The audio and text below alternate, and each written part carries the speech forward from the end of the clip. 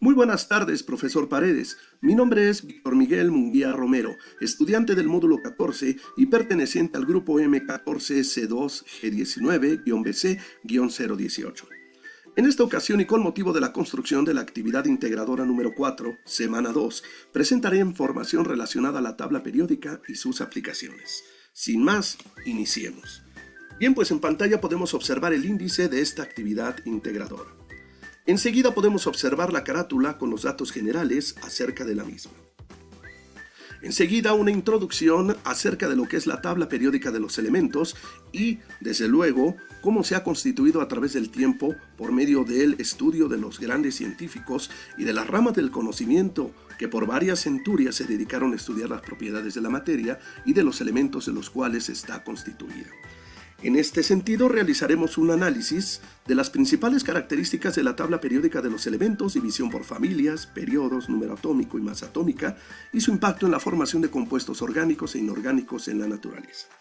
En la siguiente diapositiva podemos observar la división por familias de elementos químicos de la tabla periódica. Aquí podemos decir que la tabla periódica está compuesta por 18 grupos de elementos organizados en columnas verticales, numerados del 1 al 18. De izquierda a derecha, comenzando por los metales alcalinos y terminando con los gases nobles. Los elementos que pertenecen a una misma columna tienen características químicas similares a partir de cómo se estructuran los electrones en la última capa del átomo. Por ejemplo, en la primera columna se ubican los elementos que tienen un electrón. Y bueno, pues en este sentido, al decir que son elementos que tienen solamente un electrón, nos referimos a la última capa del átomo. En este caso, el potasio tiene 4 capas y en la última tiene un electrón. Bien, en la siguiente diapositiva vamos a hablar acerca de los periodos, parte importante y fundamental de la estructura de la tabla periódica de los elementos. Aquí podemos decir que los periodos son las 7 filas horizontales que tiene la tabla periódica. En estas filas se agrupan los elementos que tienen el número de capas de electrones que coincide con el número del periodo. Por ejemplo, en la primera fila, el hidrógeno y el helio tienen una capa de electrones. En el periodo 2 hay 8 elementos que tienen 2 capas de electrones. En la tercera fila los elementos tienen 3 capas de electrones y así sucesivamente. Bien, pues en la siguiente diapositiva podemos observar la clasificación de los elementos químicos por su número atómico en la tabla periódica de los elementos. Aquí es importante decir que nos referimos a número atómico como el total de protones que tiene un átomo, por lo cual su estructura y funcionalidad dentro de la tabla periódica es estrictamente necesario para el buen funcionamiento y lectura, claro está, de la misma tabla periódica. En la siguiente diapositiva podemos observar una imagen del elemento químico cobre, en donde su símbolo químico, que es Q, así se lee, pues a diferencia de todos los metales, excepto el oro que presenta colores plateados y grisáceos, el cobre es rojizo brillante y es fundamental dentro de la tabla periódica.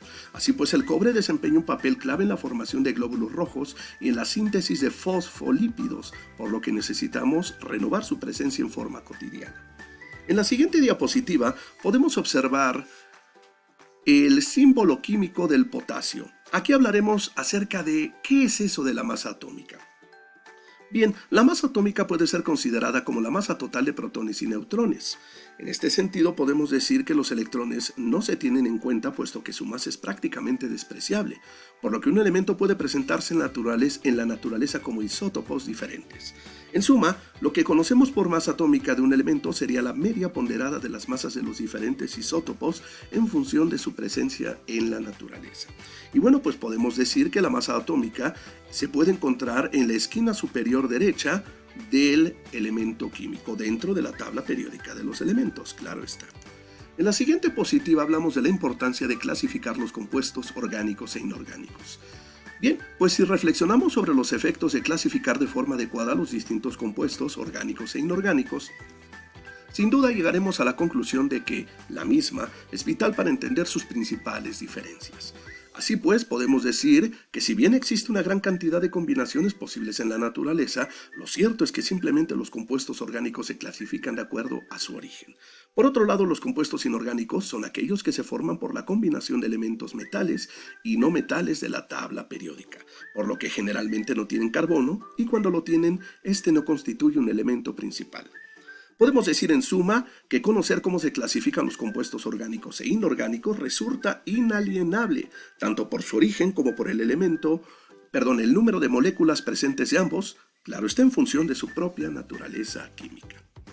Bien, en la siguiente diapositiva ofrezco 3 ejemplos de compuestos orgánicos y 3 de compuestos inorgánicos. En el caso de los compuestos inorgánicos, bueno, pues tenemos al butano, un gas combustible que se usa para cocinar y en calentadores de agua, muy común en todas nuestras casas.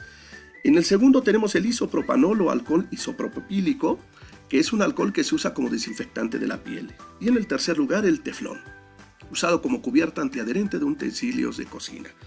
Y bueno, pues referente a los compuestos inorgánicos, tenemos al agua, que es uno de los compuestos inorgánicos más importantes y vitales para la vida en el planeta Tierra.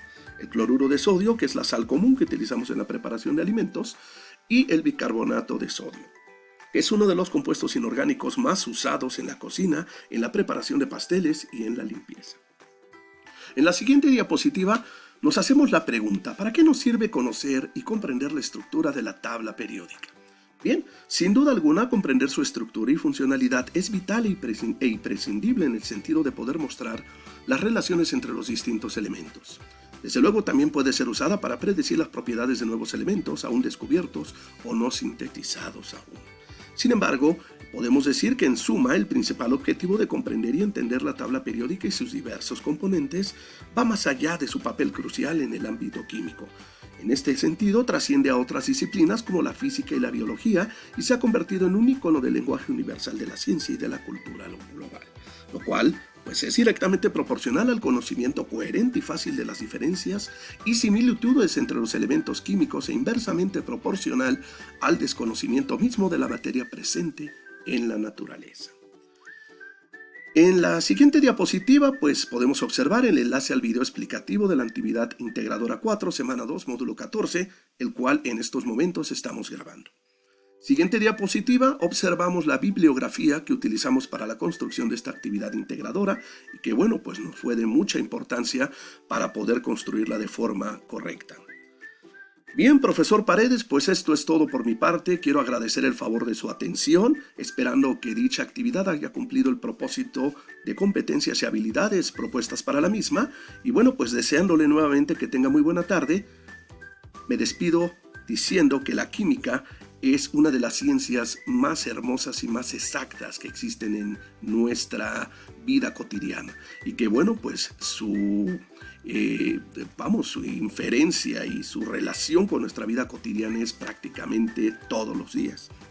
Por lo que puedo decir que la química y su relación con la tabla periódica de los elementos es directamente proporcional a nuestra propia esencia como humanos y sobre todo a nuestros propios comportamientos dentro de la misma esfera o ámbito social en el cual nos vemos inmiscuidos todos. Esos son comentarios que quise yo agregar. Nuevamente le agradezco su atención, profesor Paredes.